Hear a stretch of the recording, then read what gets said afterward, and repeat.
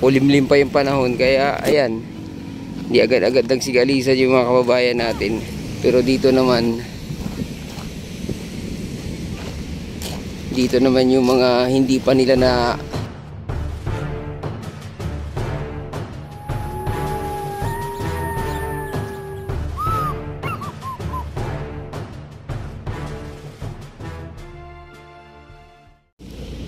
Hello guys, good morning. Yan, nandito tayo ulit sa Dolomite Beach.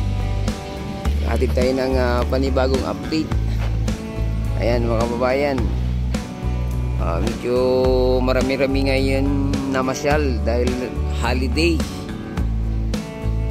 Ayan o, Ramadan ata mga bayan o. Ayan, so buwan na ng June, kaya habagat na.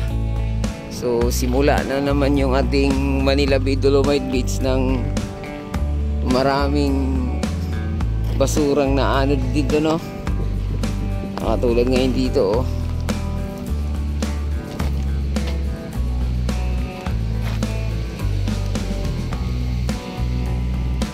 Yan. Yung ating buhanginan, nag-iba na yung mga bayan. Dahil sa naaanod ng mga basura. Yan, medyo malinaw pa rin naman yung tubig ngayon dito. Medyo high tide ng bahagya. Matanaw na natin yung mga isda, oh.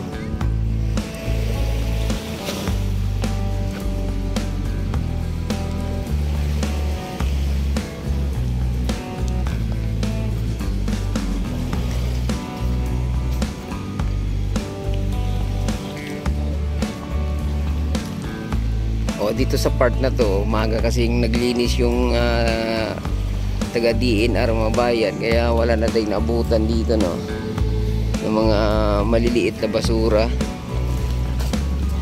Pero yung buhangin natin at saka yung Grisan, yung Dolomite Sand tsaka yung Grisan, nagkarambulan na noon ulit mga bayan, no. Siyempre lumalakas kasi yung alon at mga ilang araw ding nag-uulan. Tulad dito, oh. Oh. Pero linaw pa rin ang tubig, oh. Ayan, oh. Ang laki talaga ng improvement ng tubig dito sa Manila Bay mga bayan. Buhat nang nagkaroon dito ng rehabilitasyon, tapos nilagyan ng Dolomite Sand. Kasi kung nilinis lang talaga to noong panahon ni PRRD, tinanggal lang yung burak, tapos hindi naman nilagyan dito ng Dolomite Crush mga bayan o Dolomite Sand, wala talagang mangyayari dito. Kaya ngayon nilagyan ng ganito, kaya napakalinaw na ng tubig dito. Kung dati-rati nagawi kayo rito sa Manila Bay, hindi ganito kalinaw yung tubig. Kulay itim mga babayan, no? Dahil nga sa burak, kunting alon lang, ayan na, nabubulyahaw na yung burak na nakabaon sa sa ilalim ng tubig. Ang laki talaga ng improvement buhat nung nagkaroon din ng dredging, no?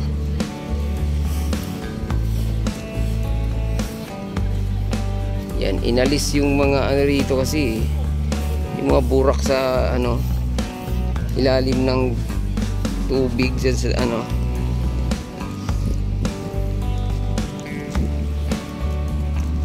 yung mga basura na sa ilalim, o katulad dun, oh, nandiyan na naman yung pang tanggal ng basura nandoon, oh. Oh. Yan, bago na ata yung ngayon, sekretary ng DNR mga bayan, napalitan na ata yun si Luis Saga ba yun?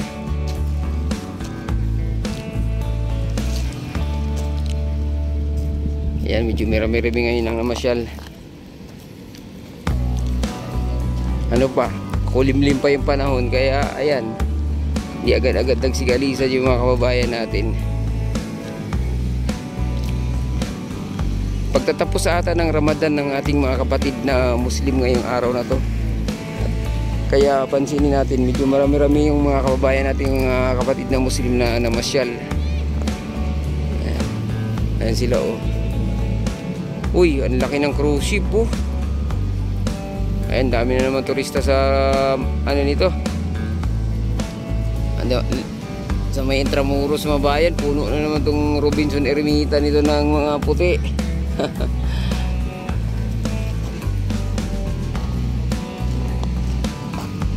Yan oh.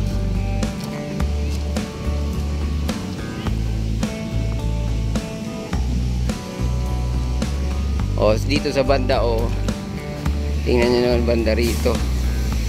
Dahil nga sa dito banda, maagang nakuha ng mga taga DPS Mabayan DNR. Pero dito naman yung mga hindi pa nila na aabot. Karambula na yung grisan oh. Nangibabaw yung grisan.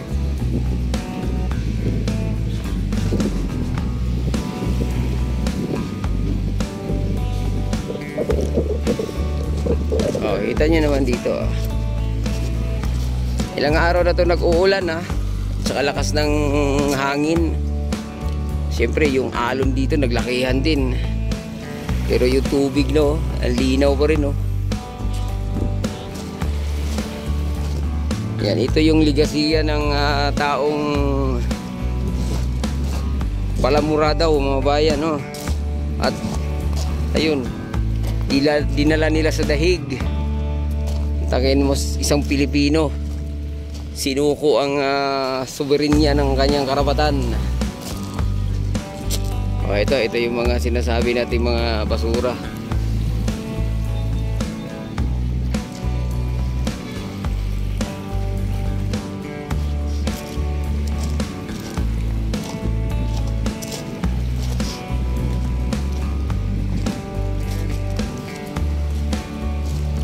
O ito, pag ito sana yung nandito lagi, tulad dito oh, nang ibabaw yung Dolomite Sun, ay din ganda sana oh.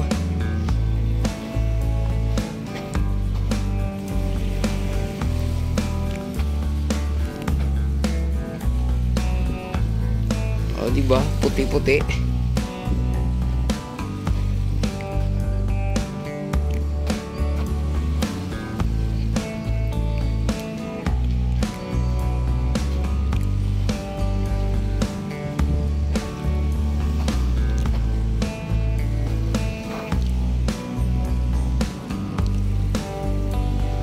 Laki ng cruise ship talaga oh.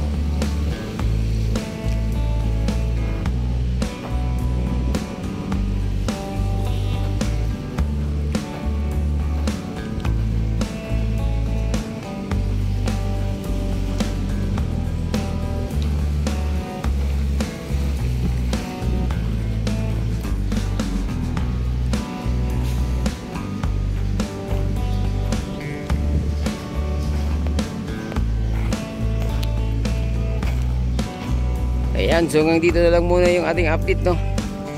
Sana nagustuhan nyo yung ating update ngayon dito sa Manila Bay. At huwag kalimutang mag-subscribe at i-click ang notification bell para ma-update kayo sa mga susunod na nating video dito sa Manila Bay. Adios amigo, bye bye, salamat.